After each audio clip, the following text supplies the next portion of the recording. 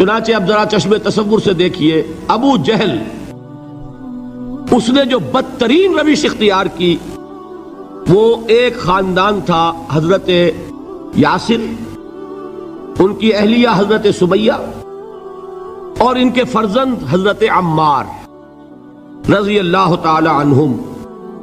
یہ غلام نہیں تھے، حضرت سمیہ تو کنیز تھیں، لیکن یاسر غلام نہیں تھے۔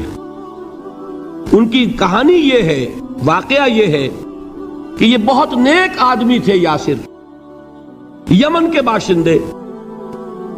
انہیں کو خواب میں بشارت ہوئی کہ نبی کا ظہور ہونے والا ہے مکے میں، جاؤ شاید ان کے قدموں تک پہنچ جاؤ۔ یہ یمن سے ترک وطن کر کے مکے آ گئے۔ ابو جہل کا ایک چچا تھا، بہت شریف النفس انسان، اس کے ساتھ معاہدہ کیا حلیف بن کر، اور وہ مکے میں رہنے لگے۔ اس لیے کہ یہ نوٹ کر لیجئے، مکہ اس وقت ایک قبیلے کا شہر تھا، صرف قریش۔ یا قرشی رہ سکتا تھا وہاں، یا قرشی کا حلیف، کہ اگر تو کسی قرشی نے آپ کو امان دی ہوئی ہے تو آپ رہ سکتے ہیں مکے میں، ورنہ نہیں۔ یا تیسرے قرشی کا غلام، غلام تو ملکیت ہی ہے اس کی، جیسے بھیڑ بکری ہے کسی قرشی کی، اسی طرح اس کے غلام ہے۔ یہ تین کیٹیگریز تھی انسانوں کی مکے میں۔ اسی کو نوٹ کیجئے کہ جو بیچارے غلام تھے وہ سب سے زیادہ ستائے گئے، اس لیے کہ غلاموں کے تو حقوق ہی کوئی نہیں تھے۔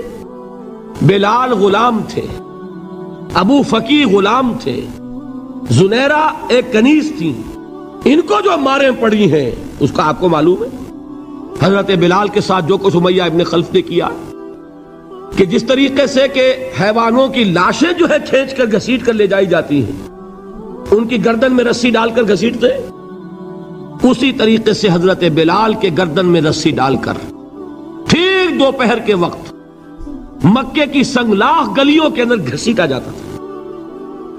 نیچے زمین جل رہی ہے توے کی طرح، اور ویسا بھی ہوتا تھا کہ چت لٹا دیا، اوپر سے وہ آگ مکے کا کہ سورج جو ہے ذرا نوٹ کیجئے، آگ برسا رہا، نیچے زمین توے کی طرح جل رہی ہے، اور ایک بھاری سل بھی لا کر جو ہے سر پر رکھ دی، چھاتی پر رکھ دی گئی ہے کہ آواز نہیں نکل رہی، جھاگ نکل رہے منہ سے، لیکن اس حال میں بھی احد احد احد، ایک ایک اللہ، قل هو اللہ احد، الفاظ نکل رہے۔ یہ ہے وہ صبر، صبر علی الابتلاء، صبر علی الایذاء۔ یہ ابتلاء اور ایذاء پر صبر ہے، جھیلو برداشت کرو، اس توحید پر قائم رہو، محمد کی رسالت کے اقرار کرتے رہو صلی اللہ علیہ وسلم، لیکن ہاتھ نہیں اٹھانا۔ اب میں آپ کو بتا رہا تھا یہ تو غلام تھے، یہ جو تھے یاسر یہ حلیف تھے، غلام تو نہیں تھے نا۔ البتہ وہ ابو جہل کے چچا کی کنیز تھی یہ سمیہ، انہوں نے اجازت لے کر ان سے نکاح کر لیا، یہ تو کنیز رہیں گی۔ بیٹا جو ہوا وہ بھی ایک طرح سے، جب کنیز زیادہ ہے تو غلام ہو گیا، عمار ابن یاسر۔ وہ جو شخص تھا بہت شریف النفس ابو جہل کا چچا، وہ مر گیا۔ اب ابو جہل جو ہے اس خاندان کا سربراہ ہے، لہذا یہ تینوں جو افراد ہیں وہ اس کے رحم و کرم پر ہیں۔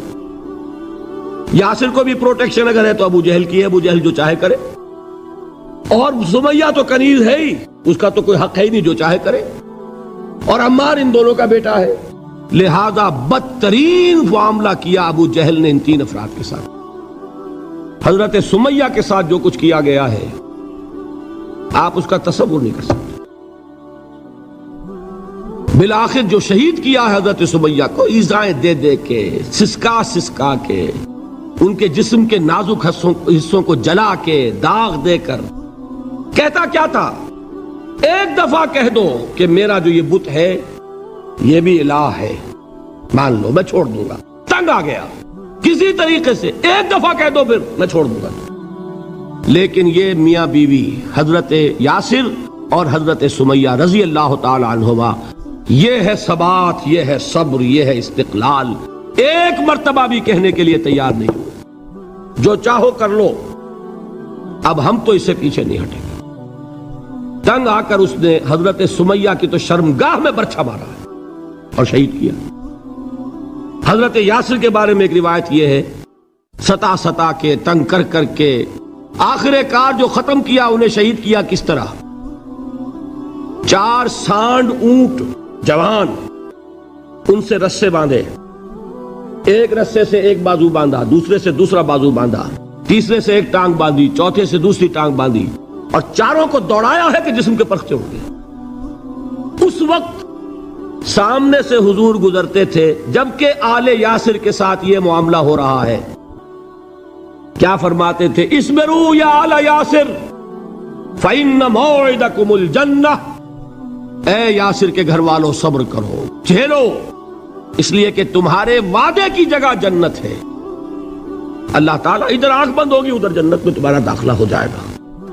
یہ ہے تواصوا بالصبر، والعصر ان الانسان لفی خسر۔